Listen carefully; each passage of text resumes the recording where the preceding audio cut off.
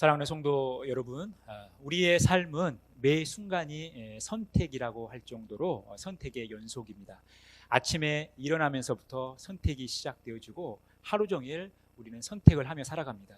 때로는 강요된 선택을 받으며 살아갈 때도 있다라는 것입니다. 선택을 강요받는다라는 것이죠. 우리가 하루 삶을 살아가면서 먹는 문제에서도 굉장히 선택해야 할 순간들이 있지 않겠습니까?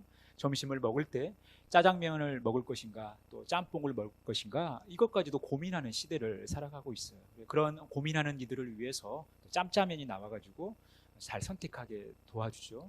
요즘 이렇게 복잡 다양한 삶 속에서 우리가 무엇인가를 선택한다는 것은 매우 중요한 거예요.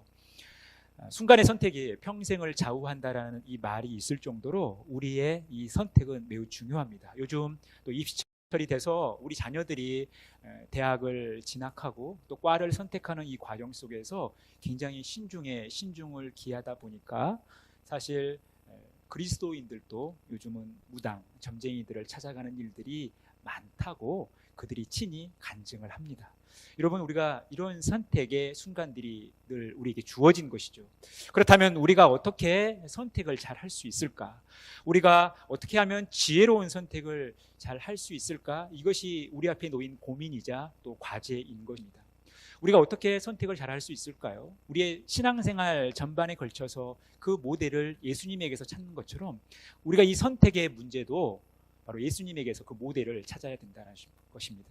예수님은 어떻게 선택을 하셨는가? 어떻게 하면 우리가 예수님처럼 선택할 수 있을까? 이것을 함께 고민하는 겁니다. 오늘 본문 말씀은 예수님께서 제자들을 부르시고 선택하시는 장면을 보여주고 있어요. 그리고 이 선택의 목적이 어디에 있는지를 요한복음은 우리에게 말씀하고 있습니다. 요한복음 15장 16절 말씀 같이 읽겠습니다. 너희가 나를 택한 것이 아니요 내가 너희를 택하여 세웠나니 이는 너희로 가서 열매를 맺게 하고 또 너희 열매가 항상 있게 하여 내 이름으로 아버지께 무엇을 구하든지 다 받게 하려 함이라. 예수님께서 제자들을 선택한 목적, 제자들을 택한 목적은 그들로 열매를 맺게 하는 데 있다는 거예요. 그리고 그 열매가 항상 그들 가운데 있고 이제 예수 그리스도의 이름으로 무엇을 구하든지 하나님께 다 받게 하는 데 있었다라는 것입니다. 간단한 표현으로 예수님께서 제자들을 선택하신 목적은 그들에게 복을 주시기 위함이라는 거예요. 예수님은 이런 선택을 통해서 예수님의 의지, 예수님의 목적을 보여주셨습니다. 오늘 본문 말씀은 그 예수님의 선택의 모습을 좀 더 자세하게 보여주고 있다는 것입니다. 우리는 이 예수님의 선택 속에서 예수님의 선택이 갖는 특징을 발견하게 된다는 거예요. 우리는 오늘 본문 말씀을 통해서 예수님의 선택에 나타난 이 네 가지 특징을 함께 묵상하면서 우리가 회복하고 능력으로 갖추어야 할 40번째 이야기를 함께 나누고자 합니다. 앞서 말씀드린 것처럼 오늘 예수님은 제자들을 선택합니다. 그 예수님이 제자들을 선택하는 데 있어서 그 특징이 무엇인가? 우리 첫 번째 보시면 주님의 선택은 기도하며 선택하셨다는 것입니다. 주님의 선택은 기도하며 선택하는 이 선택이셨다는 거예요. 12절 말씀 우리 같이 한 목소리로 읽겠습니다. 이때에 예수께서 기도하시러 산으로 가사 밤이 새도록 하나님께 기도하시고 예수님은 날이 밝은 후에 제자들을 선택하십니다. 제자들을 부르셔요.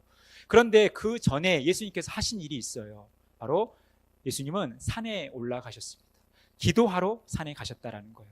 기도하러 산에 가시면서 밤이 새도록 하나님께 기도하셨다라는 거예요. 여러분, 이것이 예수님의 삶의 패턴이죠. 우리가 지금까지 많이 살폈던 것처럼 예수님의 삶의 우선순위는 기도에 있었다라는 거예요. 아무리 분주해도 바빠도 급한 일이 있어도 가장 중요하게 여겼던 것, 가장 먼저 선행했던 것은 바로 기도였다라는 거예요. 예수님이 제자들을 선택하시는 데 있어서도 그냥 제자들을 즉흥적으로 선택하신 것이 아니라는 거예요. 자신의 감을 믿고 선택하신 게 아니라는 거예요. 자신의 경험을 믿고 선택한 것이 아니라 밤이 새도록 하나님께 기도하면서 선택하셨다라는 거예요. 여러분, 이것은 예수님의 삶이, 예수님의 사역이 기도에 있었음을, 기도가 동반되는 일이었음을, 기도를 먼저 행하셨음을, 기도로 선택하셨음을 보여주는 중요한 대목이라는 거예요. 여러분, 이 예수님의 선택이 기도로부터 시작되어졌다는 것은 무엇을 의미합니까? 그만큼 하나님의 주권을 인정하고 또한 하나님께 맡겼다라는 것입니다. 자신을 의지하지 않고 하나님께 맡기면서 제자들을 선택하셨다라는 거예요.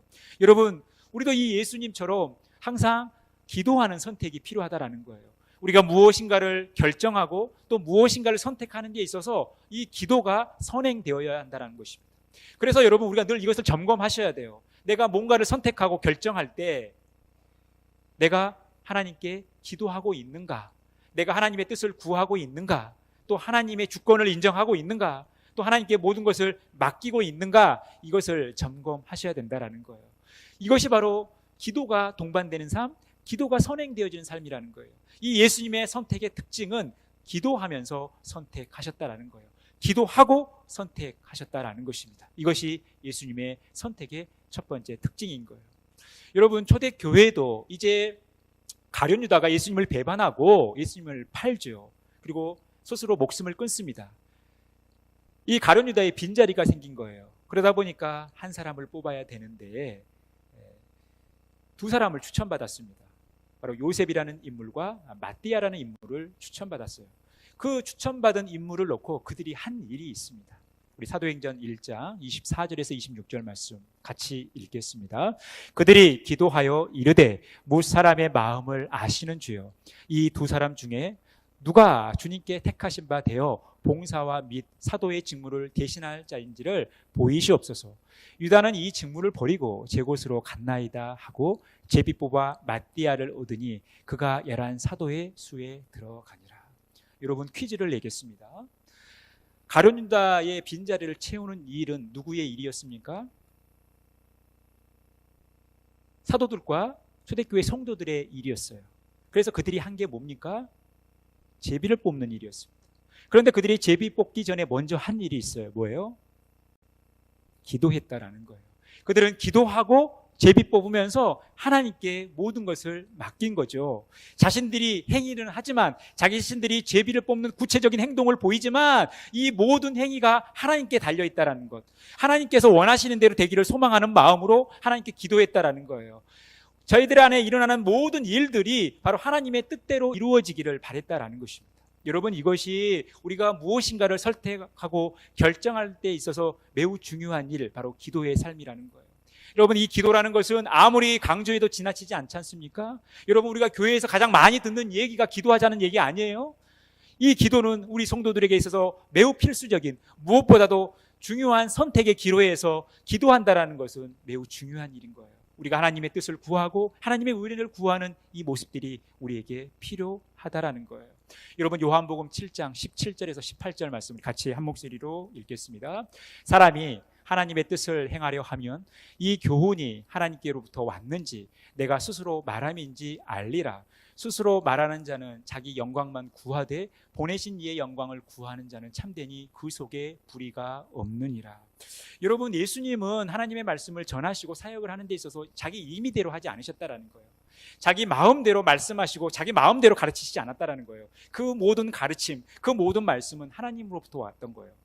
왜냐하면 예수님은 하나님께 늘 기도했기 때문에 하나님의 뜻을 구했고 하나님이 하시는 사역들을, 하나님께서 말씀하라고 하신 것들을 그대로 순종하며 하셨던 거죠. 하나님의 영광을 구하는 삶이었다는 거예요.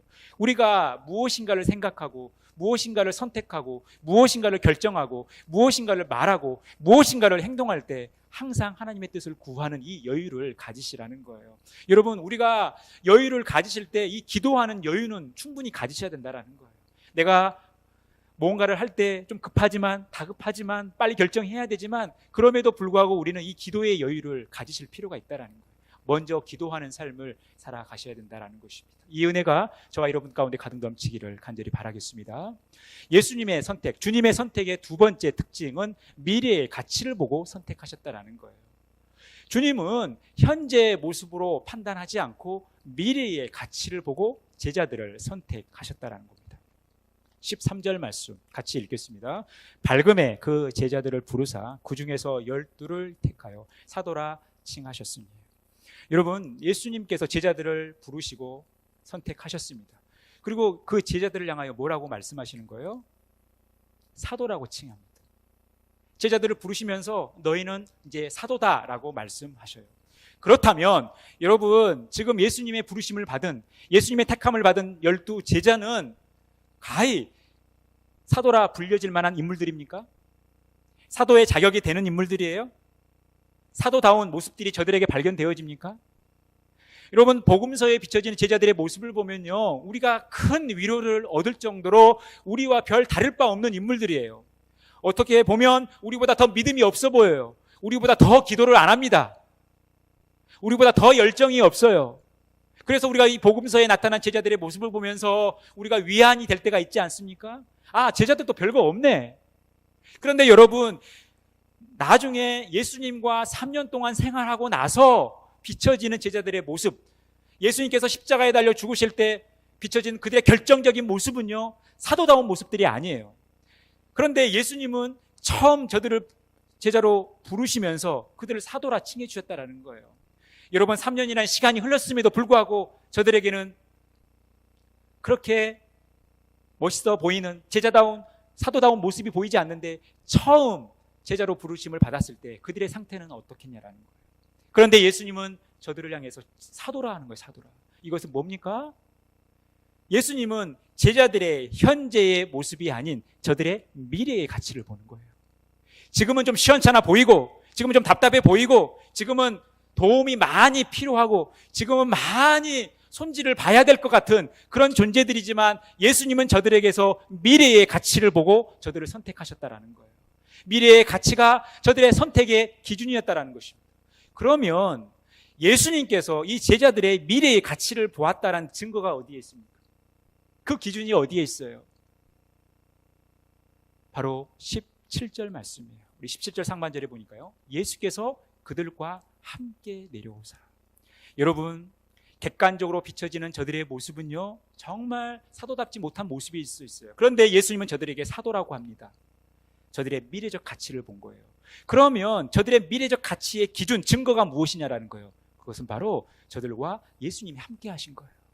예수님께서 저들과 함께 하신 것이 저들의 미래적 가치를 보여주는 거예요.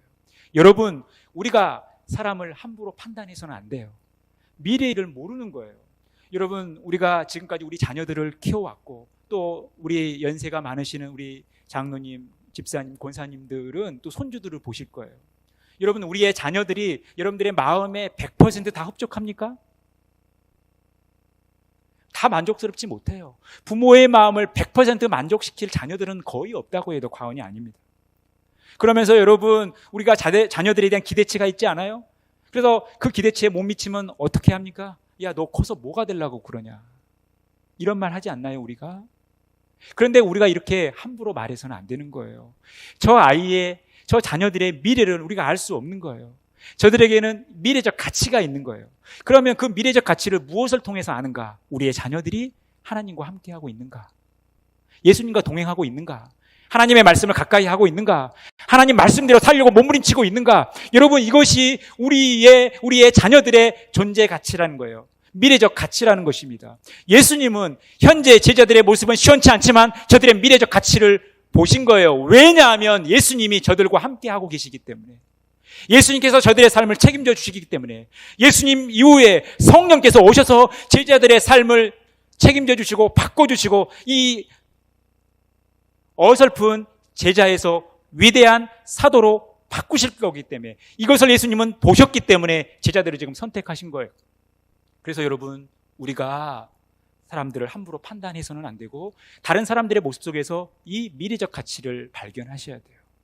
여러분, 하나님께서 이제 사사시대에 위기에 빠진 이스라엘 백성들을 구원하실 때 사사들을 세우시죠. 그러면서 이 사사들을 통해서 위기에 빠진 이스라엘을 구원하십니다.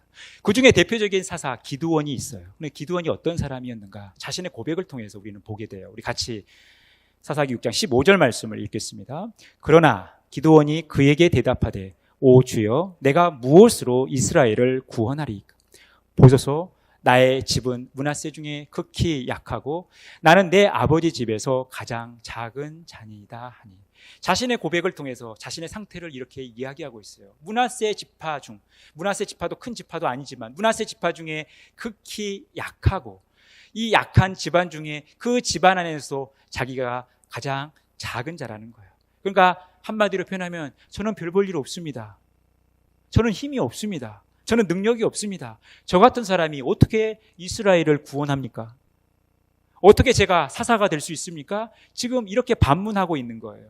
그런데 이렇게 이야기하는 기드온에게 하나님은 하나님의 사자를 통해서 어떻게 말씀하셔요? 우리 12절 말씀 같이 읽겠습니다. 여호와의 사자가 기드온에게 나타나 이르되 큰 용사여 여호와께서 너와 함께 계시도다. 아멘. 여러분 15절에 나타난 기드온의 모습은 큰 용사입니까? 절대 큰 용사가 아니에요. 작은 용사도 아니죠. 용사라 불려질 수도 없는 존재예요. 굉장히 미약한 존재입니다. 이스라엘을 구원할 만한 인물이 아닌 것처럼 비춰져요. 그런데 하나님은 하나님의 사자를 통해서 기드온을 향하여 너는 큰 용사다라고 말씀하여요. 그러면 그가 큰 용사인 이유가 어디에 있습니까? 집안이 빵빵해서요? 신체 사이즈가 좋아서요? 그렇지 않습니다. 그의 기준은 뭐예요? 그가 큰 용사가 될 수 있는 기준은 뭐예요? 하나님이 여호와께서 너와 함께 계시도다. 그러니까 기드온이 큰 용사가 될 수 있는 이유는 단 하나입니다. 하나님이 그와 함께 하시기 때문에. 비록 자신은 객관적으로 봤을 때 능력이 없고 미약한 존재일 수도 있겠지만 하나님이 그와 함께 하시기 때문에 그는 큰 용사가 돼서 이스라엘을 구원할 사사가 될 수 있다는 거예요. 여러분, 이것이 기드온의 미래적 가치 아닙니까? 그래서 실제로 기드온은 이스라엘 백성들을 구원해내는 거예요. 이 하나님의 능력을 의지해서 이 하나님의 능력을 가지고 이스라엘 백성들을 구원해낸 것입니다. 여러분, 이것이 기드온의 가치, 미래적 가치였던 거예요. 우리가 예수님께서 우리를 선택해 주신 이유가 이 미래적 가치에 있는 거 아닙니까? 이 미래적 가치를 통해서 우리는 주님의 선택을 받았고 주님의 구원받은 백성이 되고 주님의 구원받은 자녀가 된 거예요. 여러분, 주님께서 우리를 이렇게 미래적 가치를 보면서 선택하신 것에 대해서 감사하시기를 바랍니다. 그리고 우리가 무엇인가를 선택할 때 이 미래적 가치를 볼 수 있는 안목을 가지시라는 거예요. 이 영적인 안목을 가지셔야 된다는 거예요. 다른 사람들이 볼 수 없는 이 미래적 가치, 저 사람은 하나님이 함께 하시는 거구나. 다른 사람들이 무시하고 외면한다 할지라도 저 사람 가운데 하나님이 함께 하시기 때문에 저 사람은 반드시 큰 일을 이룰 사람이구나. 우리의 자녀들을 바라볼 때 아직 우리 아이들이 미약하고 부족해 보이는 것, 내 마음에 드는 게 하나도 없지만 우리 자녀들이 하나님과 동행하는 삶을 살아갈 때, 하나님이 함께 하실 때, 하나님의 말씀이 그들의 삶 가운데 역사할 때, 저들의 삶이 성령으로 충만해질 때, 우리의 자녀들이 앞으로 하나님께서 귀하게 사용하시는 큰 그릇이 되겠구나. 여러분, 이것을 볼 수 있는, 여러분들 자녀들 속에서 이것을 발견할 수 있는 믿음의 안목이 필요하고, 여러분, 그것을 선택할 수 있는 능력이 우리에게 있어야 된다는 거예요. 미래적 가치를 보시기 바랍니다. 주님은 우리의 외모를 보지 않으세요. 많은 사람들이 이렇더라 저렇더라 이 객관적인 지표를 보지 않으신 거예요. 예수님은 우리에게서 미래적 가치를 보는 것입니다. 여러분, 우리가 그러한 삶을 살아가셨으면 좋겠어요. 우리도 예수님처럼 미래적 가치를 보고 판단하는 이런 판단, 이런 선택을 하셨으면 좋겠습니다. 이 은혜가 저와 여러분 가운데 가득 넘치기를 간절히 바라겠습니다. 주님의 선택, 세 번째 특징은 뭐냐면 주님의 영광을 함께 하기 위해 선택하셨다라는 거예요. 주님의 선택은 주님의 좋은 것을 우리와 함께 나누시기 위해, 제자들과 함께 나누시기 위해 선택하셨다라는 겁니다. 17절에서 19절 말씀 같이 읽겠습니다. 예수께서 그들과 함께 내려오사 평지에 서시니 그 제자의 많은 무리와 예수의 말씀도 듣고 병 고침을 받으려고 유대 사방과 예루살렘과 두로와 시돈의 해안으로부터 온 많은 백성도 있더라. 더러운 귀신에게 고난받는 자들도 고침을 받은지라. 온 무리가 예수를 만지려고 힘쓰니 이는 능력이 예수께로부터 나와서 모든 사람을 낫게 하미로라. 예수님께서 제자들을 선택하시고 나서 가장 먼저 하신 일이 뭡니까? 평지에 내려오셔서 하나님의 말씀을 가르치시고 귀신을 쫓아내시고 환자를 고치시는 이 사역의 현장으로 제자들을 데려간 거예요.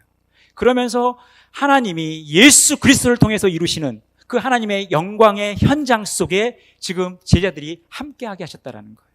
여러분, 하나님의 말씀을 가르치는 일, 귀신을 쫓아내는 일, 병든 자를 고치는 일, 얼마나 영광스러운 일입니까? 얼마나 황홀한 상황이에요? 그 현장 속에 지금 제자들이 있는 거예요. 여러분, 요즘에 이제 대선철이라고 대통령 후보자들이 시장이고 어디고 막 다니지 않습니까? 그러다 보니까 그분들이 가는 곳에 많은 사람들이 몰려요. 구름 인파가 모입니다. 그러면서 요즘에 스마트폰, 유튜브가 활성화되니까 실시간으로 이것이 현장 중계돼요. 그런데 가장 많이 눈에 띄는 장면이 어떤 장면인지 아세요? 그 후보자하고 사진 한번 찍어보려고 핸드폰 가지고 이렇게 셀카 찍는 그 모습이 가장 많이 발견되어져요. 뭐 후보자가 무슨 공약을 하든 뭐 별로 관심도 없어요. 그 옆에서 사진 하나 찍을 수 있으면.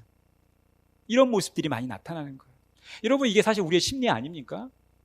유명하고 또 많은 사람들로부터 주목받는 사람, 인기 있는 사람들과 함께 그 현장에 있는 것만으로도 되게 영광스럽게 생각하는 게 바로 우리의 심리 아니에요? 저도 전에 섬기던 교회에서 뭐 예를 들어서 유명인들, 연예인들 이렇게 간증해서 전도 축제 때 초청해가지고 이렇게 함께 하는 시간이 있어요. 그러면 그분들을 영접하면서 악수도 할 거 아닙니까? 어떨 때는 신방을 갔는데 그 신방하는 곳에 연예인이 있어요. 악수를 해요. 그러면 밤에 고민해요. 고민. 내가 오늘 저녁에 손을 씻을까 말까? 유명한 사람하고 악수한 손인데 이거 씻을까 말까? 고민할 때가 있다니까요. 여러분, 우리의 마음이 그런 거예요. 어떤 황홀한 상황 속에, 그 영광스러운 상황 속에 들어간다는 것이요, 얼마나 기분 좋고 좋은 일인지 몰라요. 여러분, 제자들을 지금 그 현장 속에 있는 거예요. 예수님께서 위대한 하나님의 말씀을 증거하시는, 말씀을 가르치시는, 병자들을 고치시고 귀신을 쫓아내시는 그 현장 속에 있는 거예요. 지금 예수님은 주님의 그 좋은 것을, 주님의 그 영광스러움을 제자들과 함께 나눠주시기 위해, 그들과 함께 하시기 위해 저들을 선택하셨다라는 것입니다. 여러분, 이것이 우리가 주님의 선택을 받으면서 누리는 큰 특권 아닙니까? 구원받은 하나님의 백성의 큰 특권 아니에요? 여러분, 이사야 49장 7절 말씀 같이 한 목소리로 읽겠습니다. 이스라엘의 구속자, 이스라엘의 거룩한 이신 여호와께서 사람에게 멸시를 당하는 자, 백성에게 미움을 받는 자, 관원들에게 종이 된 자에게 이같이 이르시되 왕들이 보고 일어서며 고관들이 경배하리니 이는 이스라엘의 거룩하신 이 신실하신 여호와 그가 너를 택하였음이니라. 여러분, 사람에게 멸시를 당한 자, 백성에게 미움을 받는 자, 종이 된 자, 여러분, 누가 환영받습니까? 그런데 누가 환영하신다라는 거예요? 누가 영광스럽게 하신다라는 거예요? 그들을 구원하신, 그들을 택하신 하나님께서 그들을 영광스럽게 한다라는 것입니다. 왕들이 보고 일어나고 고관들이 경배하는 이런 영광스러움에 저들을 초청하신다라는 거예요. 그러니 하나님의 선택을 받은 사람의 이 영광이 얼마나 크고 놀랍습니까? 얼마나 황홀합니까? 시편 65편 4절 말씀 같이 한 목소리 읽겠습니다. 주께서 택하시고 가까이 오게 하사 주의 뜰에 살게 하신 사람은 복이 있나이다. 우리가 주의 집 곧 주의 성전의 아름다움으로 만족하리이다. 여러분, 우리가 주님의 선택을 받았다라는 것, 주님의 선택을 받았다라는 것은 우리가 구원을 받았다는 얘기고, 구원을 받았다는 것은 성전에서, 요즘 시대로 이야기하면 교회에서 하나님께 예배하는 거예요. 여러분, 이것이 얼마나 아름답고 만족스러운 일이에요. 여러분, 예수 믿고 행복하세요? 여러분, 하나님의 자녀가 되었다는 사실에 행복하십니까? 여러분, 교회 생활을 하고 있다는 것 여러분 행복하십니까? 여러분, 이 교회 생활하면서 지금 예배하고 있는 이 상황이 행복하십니까? 황홀하세요? 만족하세요? 이것이 우리의 삶이라는 거예요. 이것이 우리 그리스도인의 삶이라는 거예요. 하나님의 선택을 받은 자로서 하나님의 그 놀라운 영광스러움에 참여하는 이 특권을 누린다는 것이 구원받은 우리 모두의 큰 특권이라는 것입니다. 우리가 그 현장 속에 있는 거예요. 하나님께서 우리에게 좋은 것을 나눠주시기 위한 그 현장 속에 우리를 선택하셔서 초청하셨고 이 자리에 있게 하셨다는 거예요. 여러분, 이것이 우리의 삶인 겁니다. 로마서 8장 30절 말씀, 우리의 구원이 무엇을 의미하는가? 우리 같이 한 목소리로 읽겠습니다. 또 미리 정하신 그들을 또한 부르시고 부르신 그들을 또한 의롭다 하시고 의롭다 하신 그들을 또한 영화롭게 하셨느니라. 하나님께서 우리를 정하시고 부르시고 구원하신 목적은 우리를 영화롭게 하는 거예요. 우리가 하나님의 그 영광스러움에 참여하게 한다는 것입니다. 우리가 이것을 위해서 부름을 받은 것입니다. 날마다 이 하나님의 영광스러움에 참여하는 복된 삶 살아가시기를 바라겠습니다.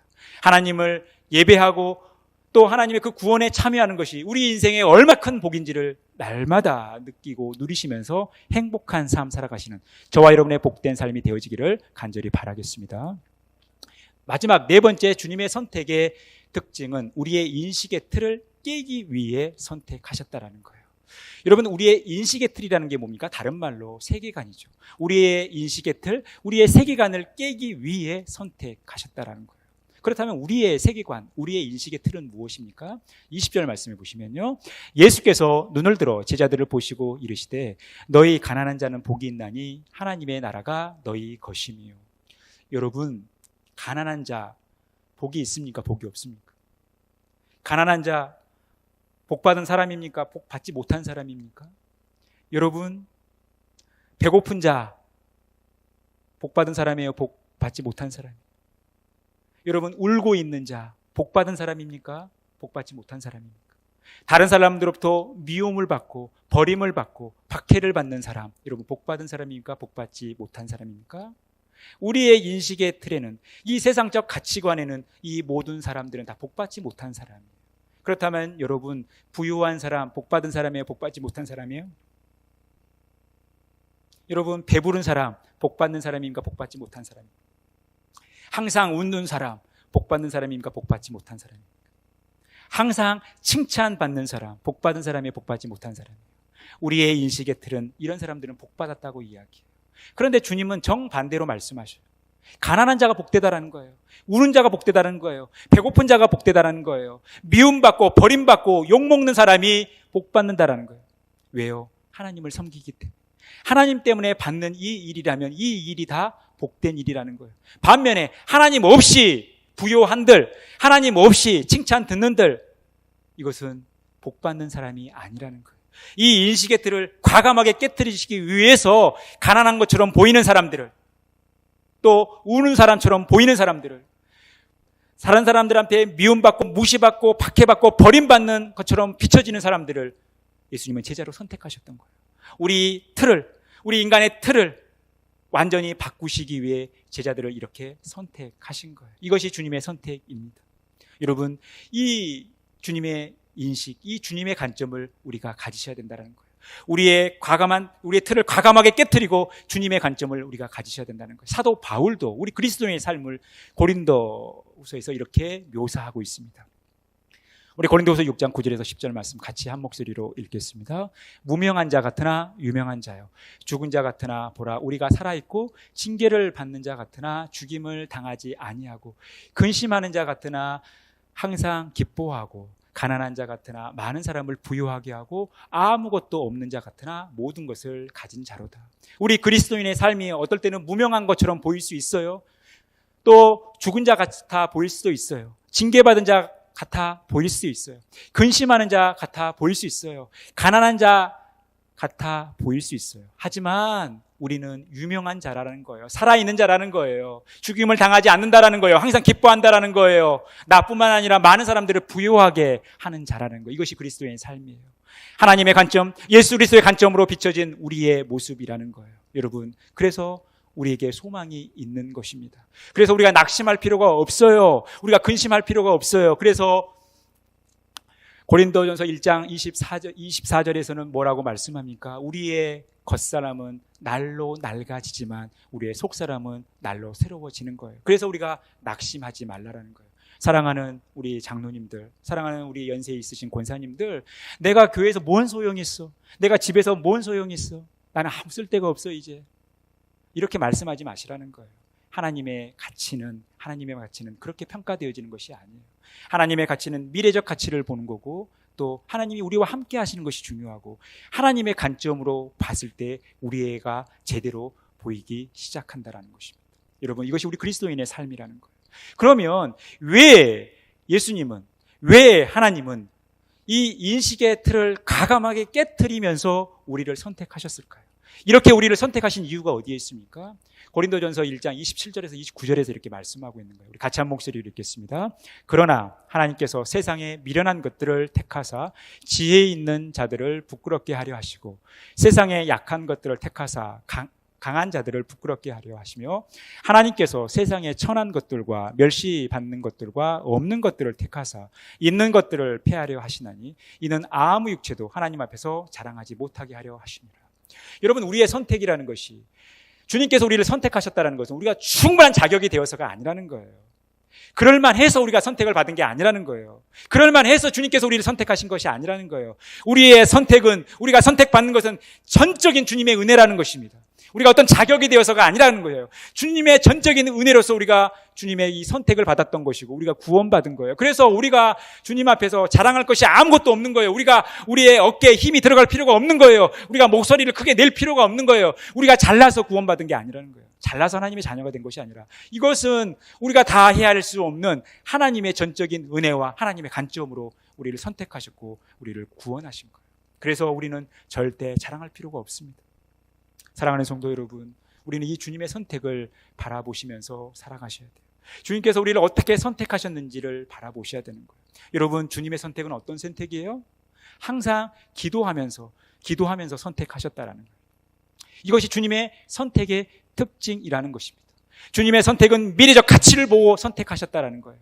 또 주님의 선택은 주님의 그 영광을 함께하기 위해 선택하셨다는 거예요. 그리고 주님의 선택은 우리의 인식의 틀을 과감하게 깨트리는 선택이었다는 거예요. 이 선택을 여러분 우리가 회복하셔야 돼요.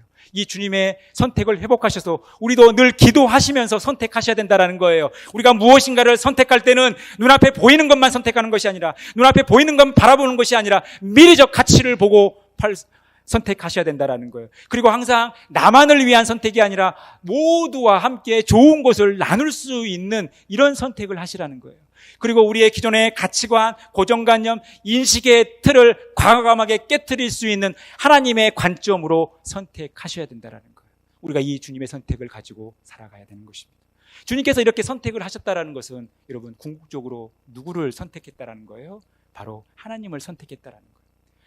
예수님은 하나님을 선택했기 때문에 기도하시면서 선택하셨던 거예요.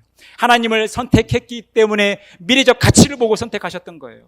하나님을 선택했기 때문에 주님의 그 좋은 것을, 그 영광스러움을 함께 나눌 수 있는 선택을 하셨던 거예요. 하나님을 선택하셨기 때문에 인식의 틀을 과감하게 깨트리는 선택을 하셨던 거예요. 결국 예수님은 하나님을 선택하면서 하나님의 주권과 하나님의 인도와 또 하나님의 영광과 하나님의 관점을 인정하는 이런 선택을 하신 거예요. 여러분, 그래서 우리가 늘 하나님을 선택하셔야 돼요.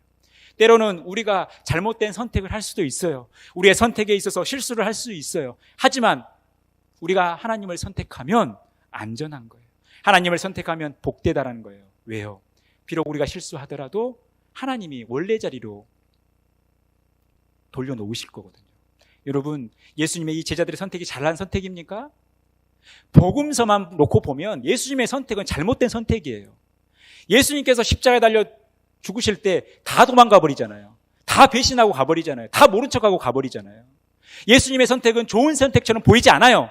복음서만 놓고 봤을 때. 그런데 반전이 일어나요. 사도행전에 가서 저들이 성령을 받습니다. 성령이 충만하여 어설픈 제자에서 위대한 사도로 완전히 변신해 버리는 거예요. 그러니 예수님의 선택은 탁월한 선택이 되었고 결국 하나님을 선택했기 때문에 하나님의 주권을 인정하는 선택이었기 때문에 예수님의 선택은 완벽한 선택이 되었던 것입니다. 우리가 이 선택을 하셔야 돼요. 하나님을 선택하는 삶을 살아가셔야 되는 것입니다. 이제 가나안 정복 전쟁을 마치고 여호수아가 하나님께 돌아갈 때가 됐을 때, 이 땅의 삶을 마무리할 때가 됐을 때 이스라엘 백성들에게 이와 같은 유언을 남기죠. 여호수아 24장 14절과 15절 말씀 같이 읽겠습니다. 그러므로 이제는 여호와를 경외하며 온전함과 진실함으로 그를 섬기라.